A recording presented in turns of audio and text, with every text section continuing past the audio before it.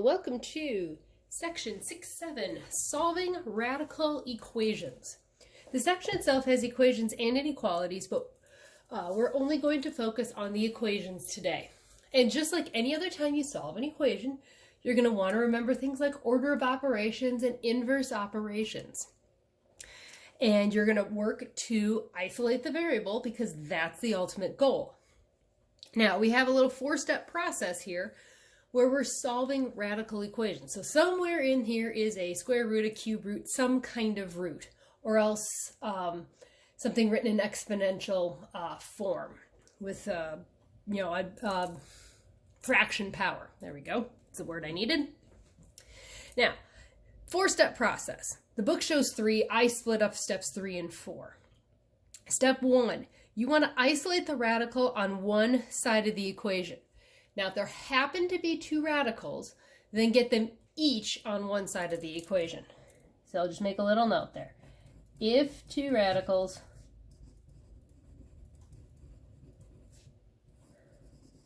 one on each side, take care of one, then the other. And you'll see an example like that later on.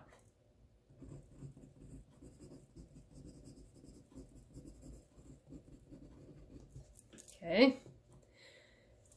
And you're still technically isolating a radical on each side and focusing on it, so it works.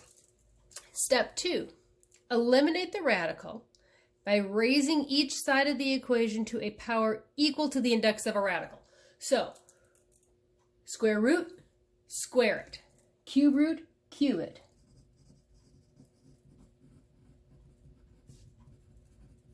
Think opposite operations here.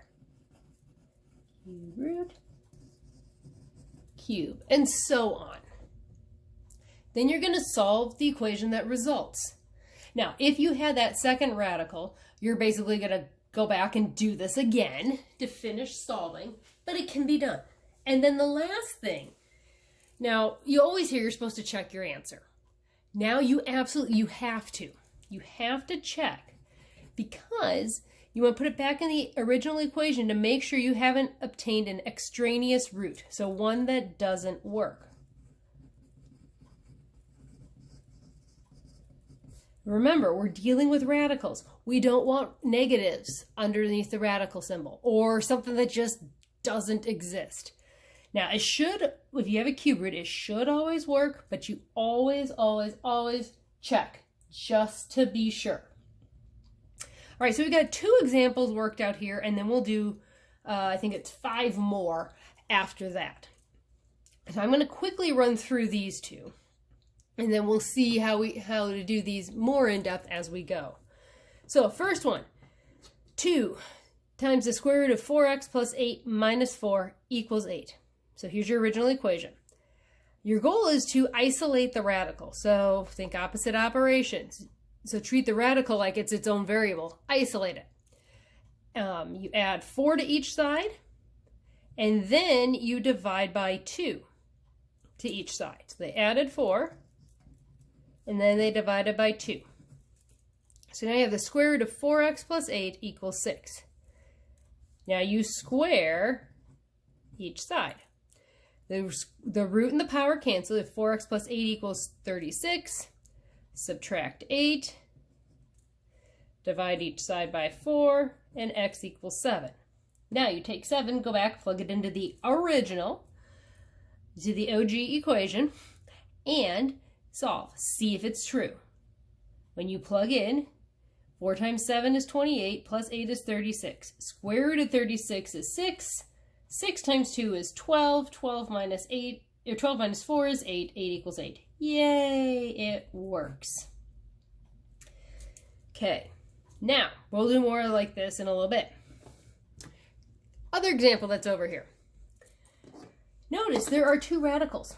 Square root of 3x plus 1 equals square root of 5x minus 1. So here you have 2.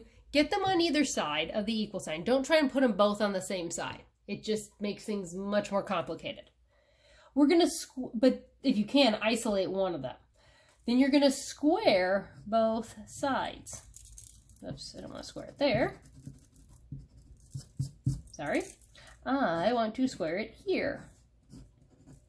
So here, power and root cancel, and you're left with 3x plus 1. Here you have to FOIL. And when you do that, you end up with 5x minus 2 times the square root of 5x plus 1. Okay, simplify, the goal being to get square root of 5x alone. So we're doing things like we're adding 2 times the square root of 5x to the other side because, well, let's make it positive. And we move everything else over here. So we're going to subtract 3x and 1 and add 2 square root of 5x. Subtract 3x and 1 and add 2 times the square root of 5x. So now we have 2 times the square root of 5x equals 2x, because the 1's cancel out. Divide both sides by 2. So now we have square root of 5x equals x. Square both sides. 5x equals x squared. Now you can decide how you want to solve. You can just flip it around then. Pull the 5x over with the x squared.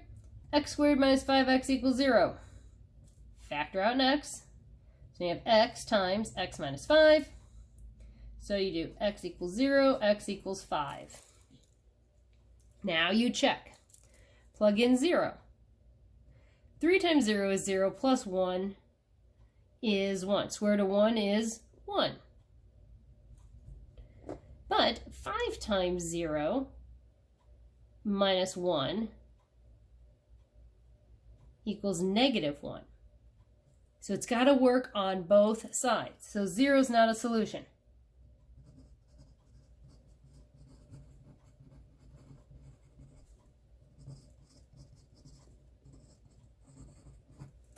Try it over here.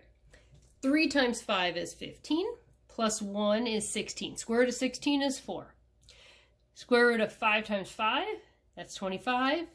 So square root of 5 minus 1 is 4. So it is x equals 5 is the solution. So there's just the 1. So that's a no. This is a yay. All right, so now let's do a few of these.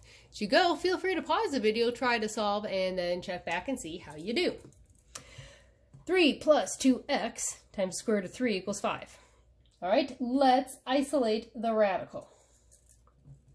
Sometimes x is outside of it. That's okay. Subtract 3 from both sides. 2x square root of 3 equals 2.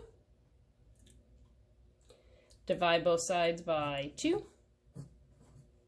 X square root of 3 equals 1. And now we got it as isolated as we could get it. Because, I mean, we could, I suppose,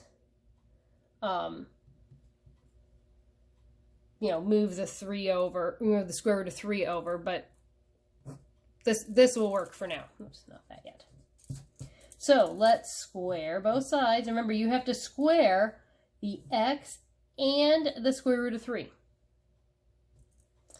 So you have x squared times 3 equals 1. Divide by 3. You could also written 3x squared. X squared equals 1/3.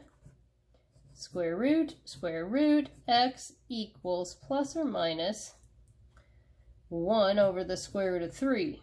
Can't have square root of 3 in the denominator. Rationalize your denominator. So you multiply by square root of 3 over 3. So x actually equals plus or minus square root of 3 over 3. Now we're not done. This has gotten us up through step 3. We need to go back and check. So now that I've solved, I'm going to go over here on the side and I'm going to check. I'm going to take positive square root of 3 over 3 and negative square root of 3 over 3 and put them in the original equation and see how they do. And you have to remember to rationalize the denominator. All right, so first check. 3 plus 2 times square root of 3 over 3 times the square root of 3. Does it equal 5? Well, let's simplify. 3 plus, well, let's see, what is square root of 3 times the square root of 3? That's 3. And if you can do some of this in one step, that's fine. I'm just doing a little bit more of it spread out so you can see exactly what's happening.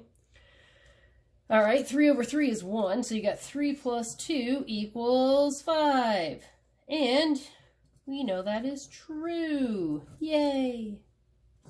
Now let's try it the other way. Let's go 3 plus 2 times the negative square root of 3 over 3 times the square root of 3. Does that equal 5?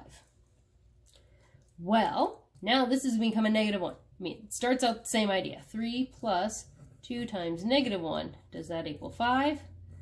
3 minus 2, 1 does not equal 5. So our only solution is x equals 3 over the square root of 3. All right. Now, as you're solving, if you have to rationalize your denominator and you do say, well, I'd rather plug that in because you could see something cancels quickly and easily, you can do that. Just make sure you rationalize it by the final answer.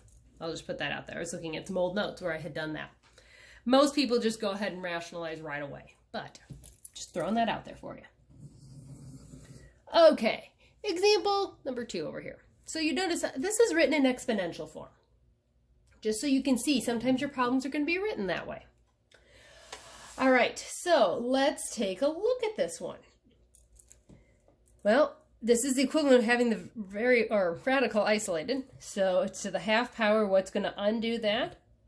Squaring it. So if I square the left, I square the right. So when I do that, my power and my root cancel. And I am on the left side, so I have 9x minus 11. Here I have to FOIL. So I'll have x squared plus 2x plus 1. Now you solve. Okay, I gather all this stuff up on one side. Now it's up to you. When you get this, you got x squared minus 7x plus 12 equals 0. Some of you are going to look at it and say, I can factor that. You're going to go, I'm not sure what to do. How about I just use the quadratic formula? It is up to you and what you want to do. It does not matter to me, just as long as you are solving. So if you're going to factor, and I'll also go back and do the quadratic formula for both of you guys. If you factor, remember the good old x method. A times c, so 12, negative 7. What multiplies to 12 and adds up to negative 7? Well, hopefully you're going negative 3 and negative 4. Put x over it, put ax over it. Well, a is 1.